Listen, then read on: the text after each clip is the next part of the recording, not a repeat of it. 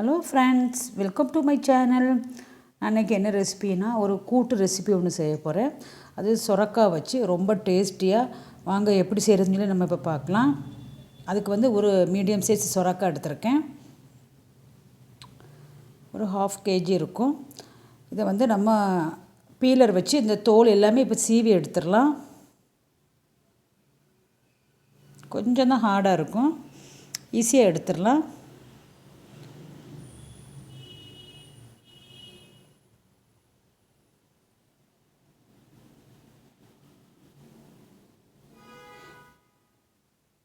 அப்படியே எல்லா தோலையும் சீவி எடுத்துடலாம்.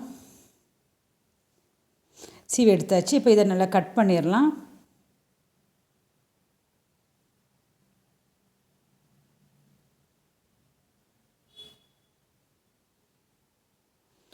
கட் பண்ணியாச்சு. சின்ன சின்ன பீசஸாக கட் பண்ணிடலாம். அப்போ தான் நம்ம கட் பண்ணுறதுக்கு ஈஸியாக இருக்கும்.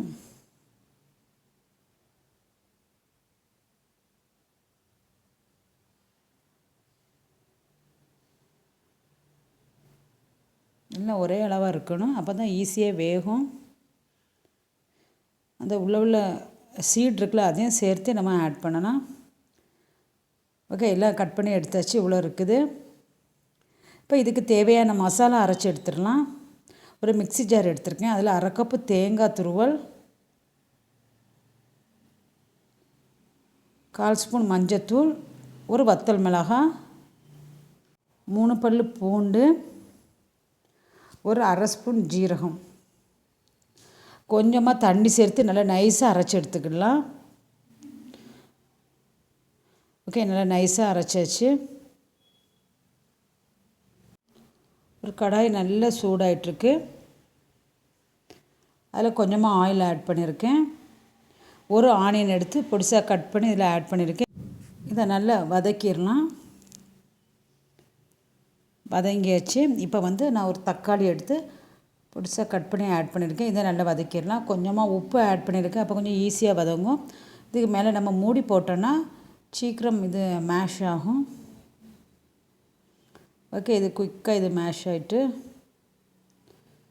இது நல்லா மிக்ஸ் பண்ணி விட்டுறலாம். இப்போ இது கூட நம்ம கட் பண்ணி வச்சுருக்கிற காய் இருக்குல்ல, சொரக்காய் இதில் ஆட் பண்ணியிருக்கோம். அந்த உள்ள சீடு இருக்குல்ல, அது எல்லாமே சேர்த்து தான் நம்ம இதில் ஆட் பண்ணியிருக்கோம். அது கொஞ்சம் டெண்டராக தான் இருக்கும், சாப்பிடும்போது ரொம்ப டேஸ்ட்டாக இருக்கும். ஓகே, இதை நல்லா மிக்ஸ் பண்ணிடலாம். இப்போ ஒரு பச்சை மிளகாய் கட் பண்ணி ஆட் பண்ணியிருக்கேன். இது கூடவே நம்ம அரைச்ச மசாலா இருக்குல்ல, தேங்காய் மசாலா, அதை ஆட் பண்ணுறோம். கூட கொஞ்சமாக தண்ணியும் ஆட் பண்ணுறோம். ஓகே, இப்போ இதை நல்லா மிக்ஸ் பண்ணி விட்டுறலாம். இப்போ இது கூட கொஞ்சமாக உப்பு ஆட் பண்ணியிருக்கேன். நான் துவரம் பருப்பு இருக்குல்ல, அது ஒரு 1/2 கப்பு போல் ஊற வச்சு வச்சுருந்தேன், அதையும் ஆட் பண்ணுறேன். எப்போ எந்த கூட்டு செய்தாலும் ஏதாவது ஒரு பருப்பு ஆட் பண்ணால் ரொம்ப டேஸ்ட்டாக இருக்கும். துவரம் பருப்பு ஆட் பண்ணியிருக்கேன். நல்லா நிறைய வாட்டர் இருக்குது, அதனால் நம்ம மூடி போட்டு மூடி தண்ணி வற்ற வைக்கலாம். கொஞ்சம் நேரம், ஒரு 10 மினிட்ஸ் வேகட்டும். வெந்தாச்சு. ஓகே, வாட்டர் கொஞ்சம் வற்றி இருக்குது. இன்னும் கொஞ்சம் வேகணும், ஒரு 5 மினிட்ஸ் வேக விடலாம். ஓகே, மூடி போட்டு மூடிடலாம். இப்போ இதுக்கு தேவையான கடுகு தாளித்து கொட்டிடலாம்.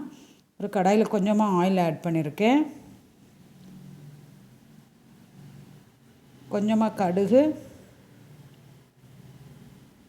கருவேப்பிலை ஆட் பண்ணியிருக்கேன். தாளிச்சாச்சு. இப்போ இதில் கொட்டிடலாம். எப்போவுமே கடைசி தான் நம்ம இது ஆட் பண்ணணும், அப்போ ரொம்ப டேஸ்ட்டாக இருக்கும். ரெடி ஆகிட்டுது சொரக்காய் கூட்டு. இது ரொம்ப நல்லது, இது ஹெல்த்துக்கு. சிலருக்கு பாடியில் ரொம்ப நீர் போட்டிருக்கும், அவங்களாம் இதை அடிக்கடி சாப்பிடணும். இது உடம்புல இருக்கிற அதிகப்படியான உப்பை இதை எடுத்துடும். இது லஞ்சு கூட சைட் டிஷ்ஷாக சாப்பிட்லாம், அப்புறம் டிஃபனு கூட இதை சைட் டிஷ்ஷாக வச்சு சாப்பிட்லாம். நீங்களும் ஒருக்கா ட்ரை பண்ணி பாருங்கள். தேங்க்ஸ் ஃபார் வாட்சிங். Please subscribe.